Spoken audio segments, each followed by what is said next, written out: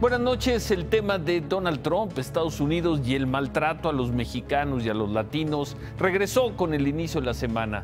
Para el futuro canciller Marcelo Ebrard, el trato que el gobierno de Trump le da a México es terrible. Imágenes como esta le darían plena razón a Ebrard. El hecho ocurrió en El Paso, Texas. Es contra una familia de latinos.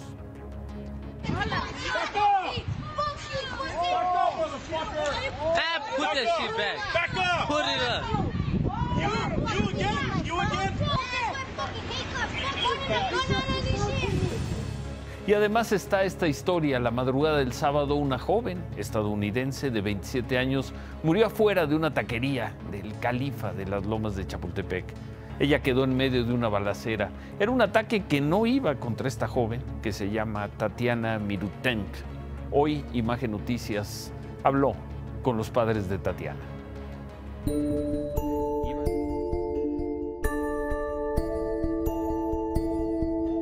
This was her first trip to Mexico City, and she's coming home tomorrow in a box.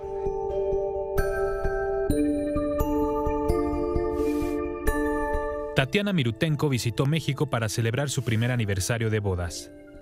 El sábado a las 5:50 de la madrugada, Tatiana salía de la taquería El Califa en Lomas de Chapultepec con su esposo y 2 amigos más.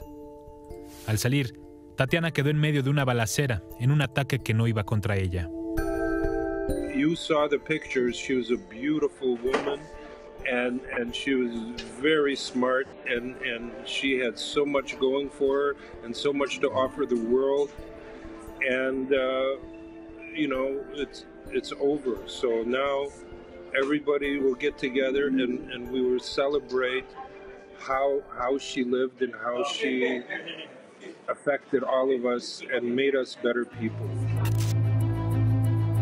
De acuerdo con las autoridades, los hombres armados que viajaban en una motocicleta iban contra José Manuel Serrano El Chepe, cadenero reconocido por su trabajo en varios bares de la zona de Polanco. Las cámaras de seguridad ya son analizadas. El seguimiento que se hizo a la motocicleta llega al Estado de México, por lo que la Procuraduría de la ciudad ya colabora con la Fiscalía del Estado en la investigación. Tatiana era empresaria y actualmente trabajaba consiguiendo inversionistas en una empresa farmacéutica. Viajaba cada año a Huatulco junto con sus padres para celebrar Navidad. Esta era la primera vez que estaba en la Ciudad de México. Tenía pensado regresar ayer a su casa en San Francisco. La última vez que habló con sus padres fue el jueves. She called me and she sent us pictures of all the restaurants and all the museums and sites that they went in and around Mexico City. They said they had the best time ever traveling to Mexico City. Here's one thing I'd like to say. I posted on Facebook today and I asked people to pray for her on the Mexico City Facebook page. And I asked people to pray for my daughter Tatiana. And one of the people that responded said that he went to a mass Sunday morning right near where the shooting happened, where they took my daughter's life. And the priest asked the people to pray for the American girl that was killed. It was beautiful. It was so nice of him. So...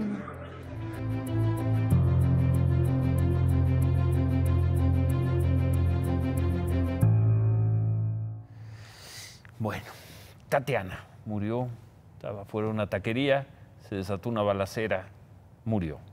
Alfonso Romo, quien será el jefe de la oficina de la presidencia en el gobierno de López Obrador, garantizó a empresarios de la Concanaco que el próximo sexenio habrá resultados en materia de seguridad. Nosotros calculamos que hay una parte importante del territorio nacional, 30-40% que está paralizado. Veracruz paralizado, Tamaulipas paralizado, Michoacán paralizado, Guerrero paralizado, y no le quiero seguir para no asustarnos. Sí, arreglamos los primeros años 20% esto. Si realmente equilibramos el crecimiento entre los diferentes Méxicos, no tenemos por qué no tener un crecimiento como nunca se ha tenido. Eso es a lo que nos vamos a enfocar.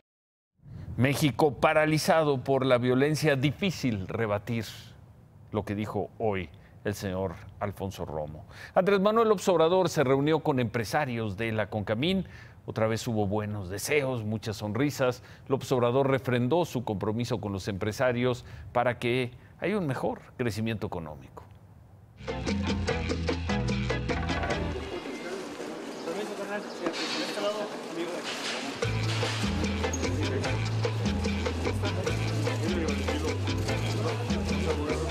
En el inicio de la segunda semana después de la victoria, el festejo de las coincidencias empresariales continuó. El presidente de CONCAMIN, Francisco Cervantes Díaz, es una extraordinaria persona, un buen empresario con dimensión social que está a favor del cambio verdadero. Muchísimas gracias, señor presidente. Pues como lo dice el señor presidente electo, nuestro presidente virtual, hemos tenido enormes coincidencias en esto. Gracias al sí de las cámaras industriales, Andrés Manuel López Obrador dio por un hecho la red de tutores para jóvenes aprendices y habló de un crecimiento parejo, horizontal. Se les va a pagar de inicio un sueldo de 3,600 pesos mensuales. Las universidades públicas del país atienden a 2,400,000 jóvenes. Y este es un programa para atender a 2,600,000 jóvenes. Nuestro propósito es crecer en el sexenio en promedio 4%, el doble de lo que se creció en el periodo neoliberal. Con las cifras alegres llegó el reconocimiento de que en el prometido cambio, la inflación seguirá ahí. Pero no solo no va a haber gasolinazos, no va a aumentar más allá de la inflación el gas, el diésel y la energía eléctrica. Y en medio de tantas buenas, soltó la mala. Vamos a rescatar al sector energético, que está atravesando por una crisis severa, sobre todo en producción.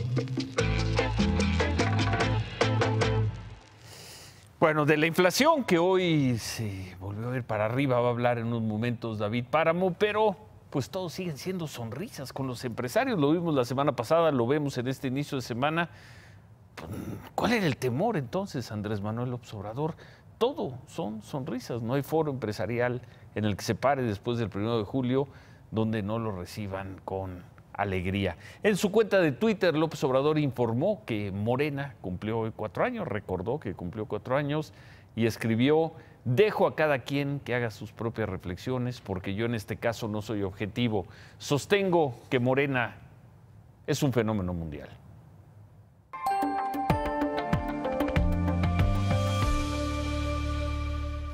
Esta mañana tuve oportunidad de conversar con quien será el secretario de Relaciones Exteriores, el canciller, la cara ante el mundo del gobierno de López Obrador. Esta mañana conversé con Marcelo Ebrard.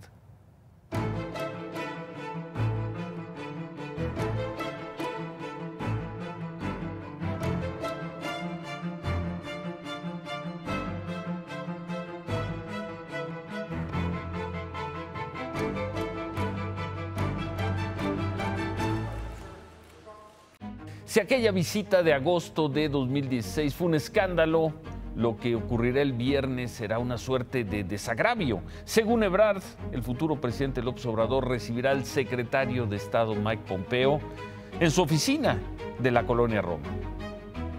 Va a tener una entrevista, una reunión, una primera conversación con Andrés Manuel, con el virtual presidente electo.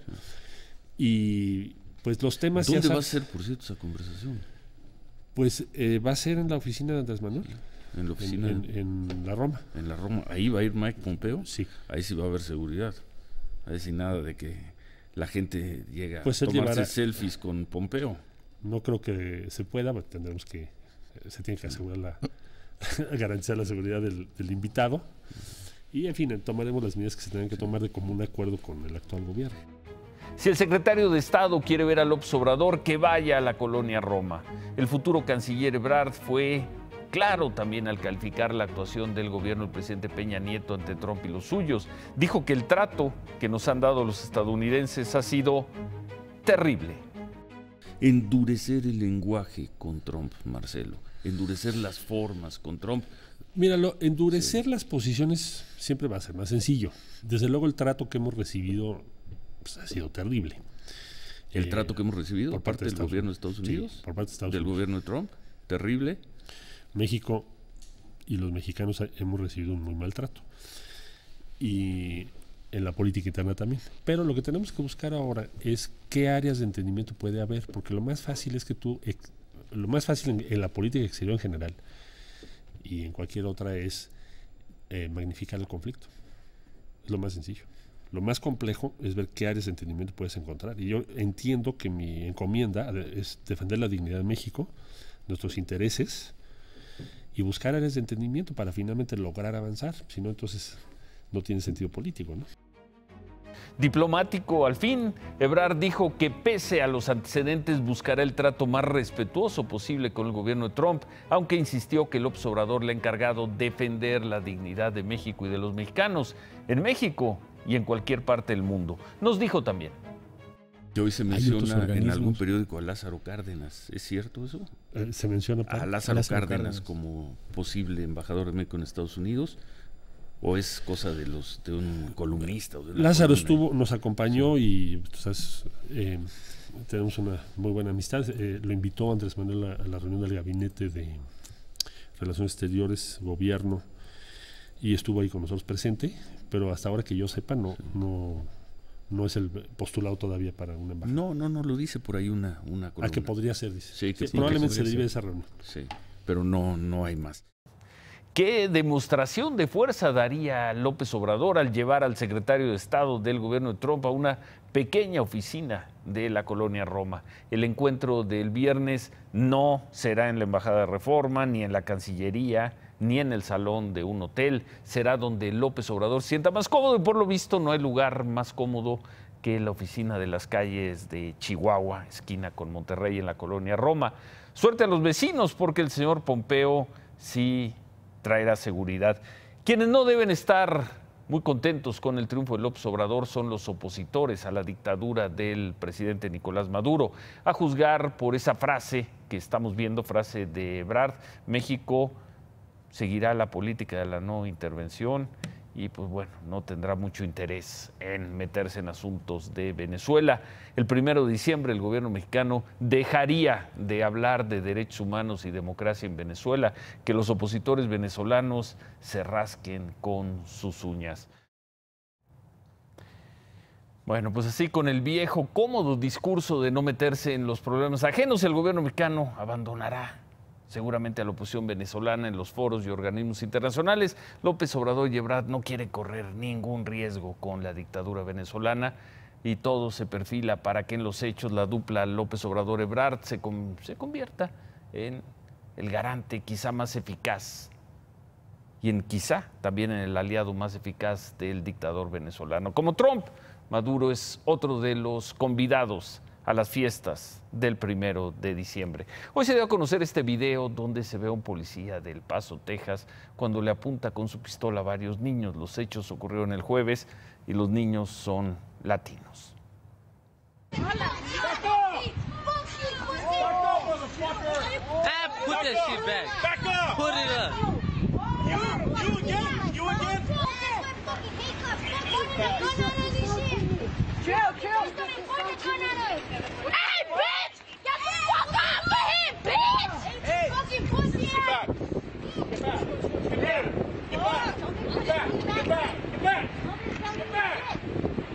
Get back! I'm telling you to move!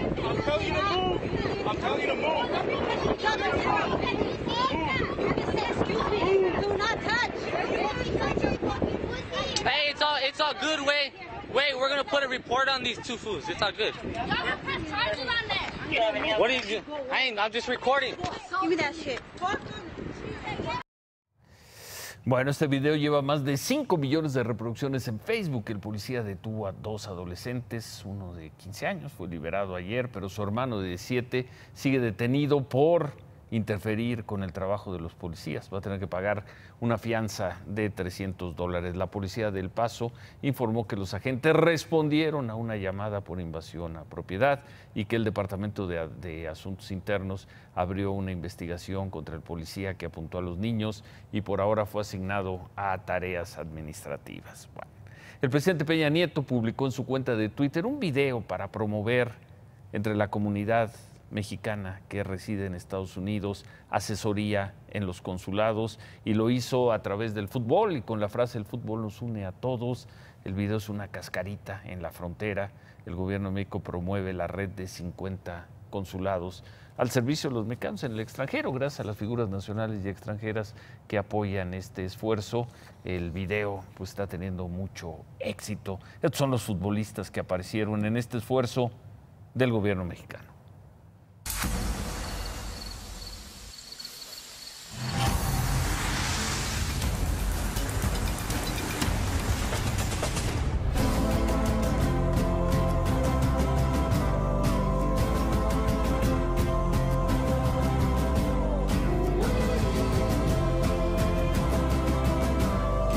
Profesionales, inmigrantes, chicos, mayores, mujeres y hombres. Todos vamos a jugar para demostrar que todos somos iguales, que no es tan difícil estar unidos. Estoy de acuerdo con el señor Mandango, ya estamos.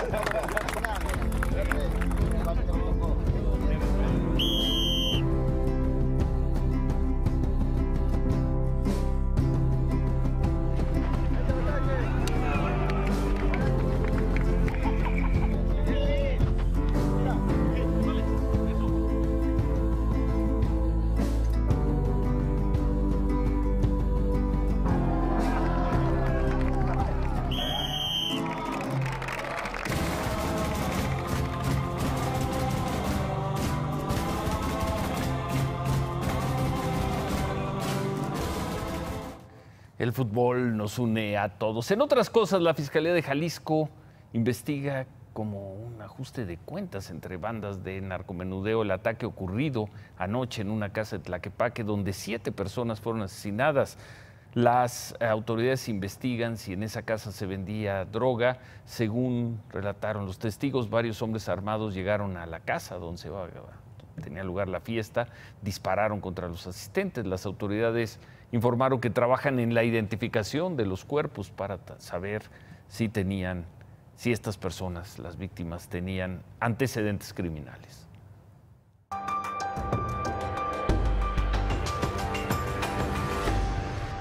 El fin de semana y esta madrugada, los institutos electorales de las 9 entidades donde hubo elecciones para gobernador entregaron las constancias de mayoría a quienes resultaron ganadores. Con esto ya hay gobernadores electos en Chiapas, Tabasco, Veracruz, Yucatán, Guanajuato, Jalisco, Puebla, Morelos y en la Ciudad de México. Por la mañana hablamos con Marta Erika Alonso, la gobernadora electa de Puebla. Nos dijo que Morena tiene el derecho de impugnar la elección, pero acusó a ese partido de su derrota, de ser ellos los responsables de la derrota en las urnas. Yo lo que pediría es pues que haya madurez política para aceptar la derrota. No es el único estado en donde Andrés Manuel sacó una ventaja importante y perdieron los candidatos a gobernadores de Morena. Ahí tienes Yucatán, tienes Jalisco, tienes Puebla. Yo no tengo culpa de que haya puesto un mal candidato por parte de Morena, y pues son los resultados y hay que aceptarlos como son. Mal candidato. Miguel Barbosa, el candidato de Morena, le respondió a Marta Erika Alonso, dijo que la entrega de su constancia de mayoría es, ¿dónde habíamos oído eso? Es ilegítima. Según Barbosa, él ganó la elección por más de 10 puntos. Por cierto, por la tarde, la presidenta de Morena, Jacob Polevsky, informó que Morena respalda que se pida la nulidad de la elección solo de gobernador en Puebla. En Veracruz, el gobernador Miguel Ángel Yunes, en cambio, reconoció el triunfo de Cuitláhuac García como gobernador electo y se comprometió a apoyarlo para que pues para que le cumpla a los veracruzanos. Invito al gobernador electo a que nos reunamos en Palacio de Gobierno para conversar sobre la situación general de Veracruz y referirnos al proceso de transición. Junto con la felicitación al ingeniero García Jiménez, quiero también felicitar y reconocer la madurez y compromiso democrático de quienes fueron sus adversarios en la contienda electoral y decidieron no impugnar el proceso. Reconocer los resultados es propio de demócratas. No se vale solo reconocer triunfos y no aceptar derrotas. Yunes reconoce la derrota del PAN en Veracruz, pero Morena va a impugnar el triunfo del PAN en Puebla.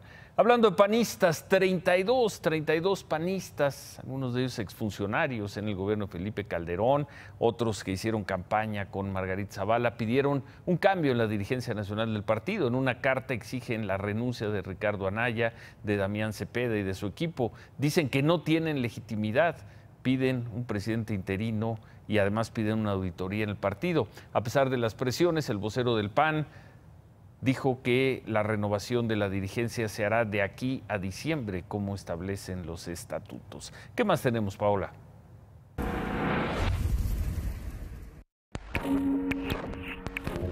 Entre ayer y hoy fueron rescatados 8 de los 12 niños que junto con su entrenador quedaron atrapados en una cueva en Tailandia desde el 23 de junio.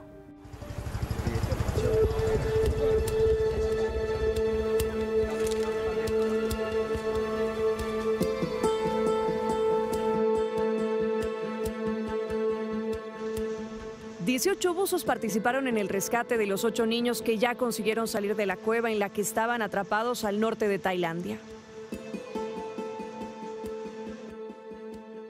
Ayer los rescatistas lograron sacar a 4 niños en una operación que duró 11 horas. La lluvia obligó a los equipos de emergencia a tapar los huecos por los que se filtraba el agua para evitar que subieran los niveles dentro de la cueva. Hoy, con un mejor clima y sin lluvias, consiguieron sacar a otros 4 y esta vez lo hicieron en 9 horas. การเตรียมความพร้อมแผนต่างๆที่เราประชุมในวันนี้นะครับแล้วเราก็จะเตรียมความพร้อมสำหรับปฏิบัติการครั้งถัดไปนะครับเราคิดว่าเราจะทำได้ดีกว่านะครับในครั้งนี้แล้วจะประสบความสำเร็จโดย 100% นะครับ Los operativos se realizan de la siguiente manera. Cada niño rescatado va acompañado por 2 buzos. El niño va amarrado al buzo que va adelante. Este buzo es el encargado de guiarlo y llevar el tanque que le suministra oxígeno al niño. El buzo de atrás los va siguiendo por si se presenta alguna emergencia. Los rescatistas se apoyan en cuerdas que les marcan el camino. Ya hay buzos de apoyo en puntos clave, principalmente en los últimos tramos.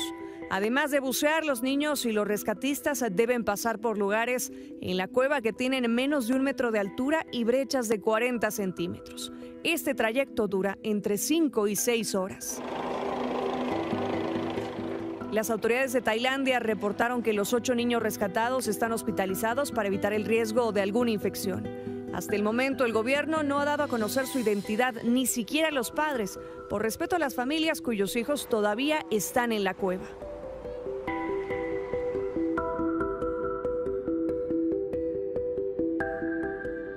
Durante esta noche, los equipos de emergencia están reemplazando los tanques de oxígeno que se utilizarán mañana por la mañana para rescatar a los 4 niños que faltan y su entrenador.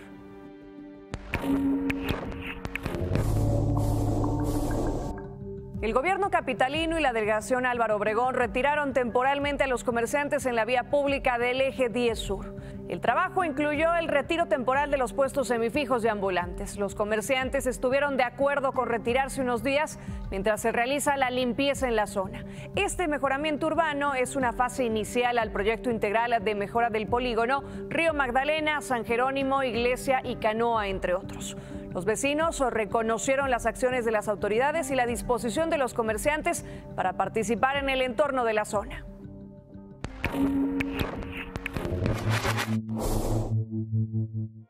El presidente Enrique Peña Nieto hizo entrega de la ampliación y modernización de la carretera San Diego de la Unión, eje carretero San Luis de la Paz, Dolores Hidalgo, cuya inversión fue superior a los 300 millones de pesos. Aseguró que quedan algunos temas por resolver en su administración. Todavía tenemos un gran reto en revertir condiciones de pobreza, lograr mayor igualdad entre nuestra sociedad, ser mucho más certeros y eficaces en el combate a la inseguridad.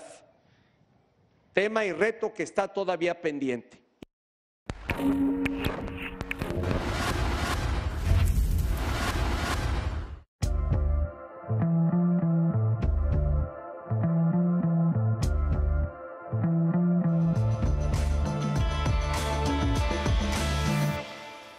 Muy a su estilo, Spencer Tunick hizo que 400 personas posaran desnudas en Australia en una fría mañana invernal. Tapados únicamente con una tela roja, permanecieron durante 15 minutos en el techo del estacionamiento de un supermercado en Melbourne. Permiso, Ciro. Gracias, Paola. A 9 meses, ya 9 meses de que Kevin Spacey, el actor, el presidente Frank Underwood en la serie House of Cards, a 9 meses de que fuera acusado de abuso sexual y de que Netflix lo cesara fulminantemente, hoy, 9 meses después, habló con la cadena estadounidense NBC la actriz Robin Wright, quien es la esposa de Frank Underwood en la serie House of Cards. Son las primeras declaraciones sobre Kevin Spacey.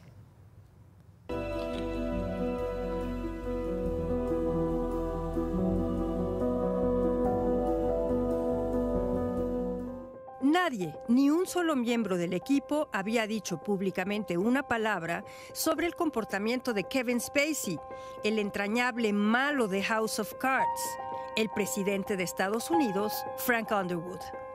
Pero hoy la actriz Robin Wright, su también malísima esposa, cómplice, enemiga en la serie, por fin habló. Seria, sombría, evoca cómo recibieron la noticia. I think we were all surprised, of course, and ultimately saddened. I'm done trying to win over people's hearts. Let's attack their hearts. Sobre si hubo focos rojos, alguna señal que la alertara de la pedofilia de Spacey, Robin Wright fue clara. No eran amigos, pero siempre fue un buen colega y un gran actor. We were co-workers, really. We weren't never socialized outside of work. Respectful, professional relationship. He was so great with me. Kevin and I knew each other between action and cut and in between setups where we would giggle. I didn't know the man. I knew the incredible craftsman that he is. That's my personal experience. That's the only thing I feel that I have the right to talk about. Sobre la decisión de Netflix, compañía productora de la serie, de despedir fulminantemente a Spacey, Robin es cautelosa. I don't know how to comment on that, but I think at that time, the shock was so intense all over the nation for many reasons, many stories, many people. I think that everybody felt that it was respectful to back off. Cuestionada sobre si ella misma ha sido víctima de acoso, Robin Wright responde con humor. Of course. Yeah. Who hasn't? Right. Pero eso la lleva a otra reflexión y a fijar postura. It's about power. And once you overpower someone, that person then becomes vulnerable. And this last year, I think, has shined a light in a new way to allow us to start a new conversation. So we just need to shift the paradigm.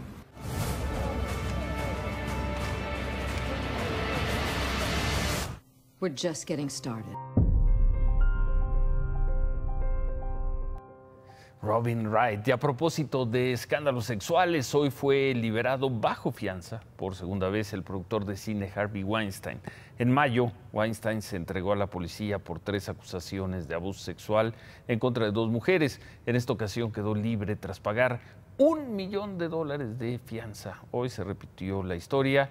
Weinstein compareció en la corte de Manhattan por otras 3 acusaciones de delitos sexuales. Llegó esposado, se declaró inocente, pagó la fianza y se fue a su casa. Generalmente en materia de inflación había estado muy relajado. Hoy el dato que da a conocer el INEGI es preocupante. Si bien la inflación pasó del 4.5 al 4.65, ¿por qué estar preocupados? Porque hay algunos factores que siguen incidiendo de una manera muy importante en los precios. Seguimos teniendo el tema de la gasolina y seguimos teniendo el tema del gas LP. Con los temas de la gasolina se tomó la decisión de liberar los precios, una decisión que no te voy a cansar porque estamos en horario de verano, en que es económicamente correcta. No te voy a cansar con eso. Que además ya se va a acabar, entonces ya es defender a un muerto, ¿ya para qué? ¿Ya se va a acabar qué? El gobierno de Andrés Manuel López Obrador dice que a partir del año próximo volveremos al original gasolinazo. En 2008, el gobierno de entonces Felipe Calderón dijo, a partir de ahora vamos a mantener el precio de la gasolina en términos reales y en enero la aumentamos con la inflación, que es a lo que volveremos en 2019 según ha prometido el nuevo gobierno. Pues vamos a volver al gasolinazo original, al gasolinazo madre, digamos, ¿no? Entonces no me voy a detener en eso, pero ciertamente está incidiendo en el alza de los precios y el tema del gas LP, donde siguen las malas prácticas, las prácticas de colusión y todo eso. La inflación venía bajando desde el 6.77, bajando. Y ahora sube. Y ahora sube un poco, pero lo preocupante es la tendencia. Ya lo veíamos la semana pasada que la Junta de Gobierno de Banco de México decía, aguas porque estamos preocupados por la inflación, básicamente. ¿Y va a seguir subiendo? Parecería que sí, dependiendo de las decisiones de política monetaria que se tomen. Esto adelanta que Banco de México le va a seguir apretando, que va a subir otra vez las tasas de interés, porque el precio de la gasolina va a seguir subiendo. La mezcla mexicana hoy cerró $69 por barril. Se ve que los precios del petróleo van a subir. Trump se pelea con la OPEP. O sea, ahí vamos a seguir viendo precios altos. Y en el tema del gas LP, algún día la Comisión Federal de Competencia Económica hará algo. Muy bien. Remátala, David. Y hoy sí todo es amor, todo es unión, así unos corazones enormes. Las zonas económicas especiales, el administrador de ellas, Gerardo Gutiérrez Cañán, dice, justo es el plan de López Obrador, las zonas económicas especiales. La Asociación Mexicana de la Industria Automotriz, justo vamos a trabajar de la mano. Todo mundo lo ama. Gracias, David. Hacemos una pausa al regresar. Javier Alarcón en Rusia, mañana se juegan las semifinales. Y además, José Antonio Meade se deja crecer la barba, se va a la playa. Su esposa pone un tuit, un buen tuit. Volvemos. Ciro, amigos, ¿cómo están? Completamente nublado, nos recibe esta mañana Moscú, día ya de semifinales. En San Petersburgo van a chocar en lo que muchos consideran una final adelantada. Me parece una falta de respeto para los ingleses, pero ciertamente Francia y Bélgica son selecciones sensación. Hoy en el campamento de Francia hubo alerta roja porque se ausentó Kylian Mbappé, el joven de 19 años, la joya. No estuvo en la práctica. El técnico Didier Deschamps aseguró que es una medida de precaución por las cargas físicas y que mañana será titular. Y César Ramos sí llegó al sexto partido.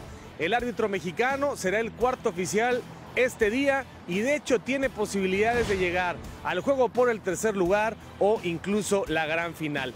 Y aquí la nota que causó todo tipo de comentarios en los periódicos rusos fue el hecho de que los seleccionados inhalaron amoníaco antes de un par de encuentros. Apareció el médico de la selección diciendo, admitimos el uso de la sustancia, no es dopaje, es una práctica habitual en el deporte y no está en la lista de sustancias prohibidas. Es como para sacudirse un poco, para reaccionar antes de los encuentros, pero ciertamente las imágenes fueron ampliamente comentadas por acá. Y la selección de España anuncia a Luis Enrique el asturiano como su nuevo técnico después de los problemas recientes con Lopetegui y Hierro. Llega para dirigir a la selección de España con un contrato por 2 años. Y Matías Almeida rompió el silencio para la cadena ESPN hoy en México. palabras más, palabras menos, dijo: tienen mi teléfono y me encantaría dirigir a la selección mexicana de fútbol. Vamos a ver qué pasa. Y esta fue la recepción para Gianluigi Buffon, allá a las afueras del Estadio Parque de los Príncipes. El veterano de 40 años llegó al Paris Saint-Germain y así le acogió la afición.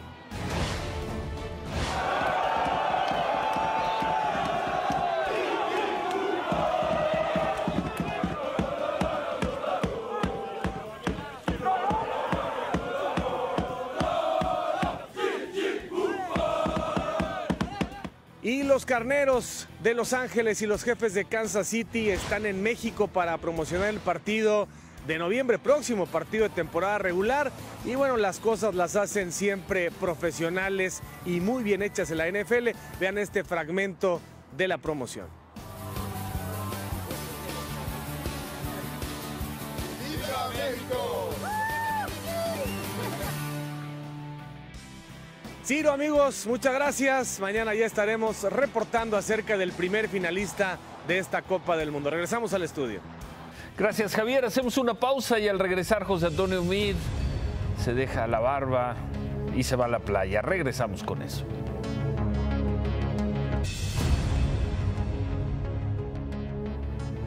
José Antonio Meade se dejó crecer la barba y se fue a la playa. Su esposa Juana Cuevas tuiteó: nada como Acapulco, un pequeño descanso y a seguirle.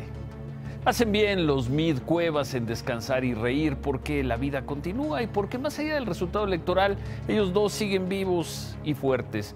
Perdió la marca Peña Nieto, PRI, Meade, pero Meade y Juana Cuevas mostraron virtudes como la entrega, la lealtad y el pelear hasta el final, virtudes que no son muy comunes en la política mexicana. Por eso seguramente tendrán un futuro. El problema o la pregunta es: ¿en dónde? ¿En dónde le pueden seguir? Algo deben estar reflexionando en la playa. Por lo pronto diré un clásico: es de buen gusto algunas veces reír. Reír no hace daño, y menos si no es una risa burlona, si se ríe como se rieron ellos, con discreción y amabilidad, después de una derrota. Bien por ese tuit. Se quedan con Qué Importa. Gracias. Buenas noches. Ánimo.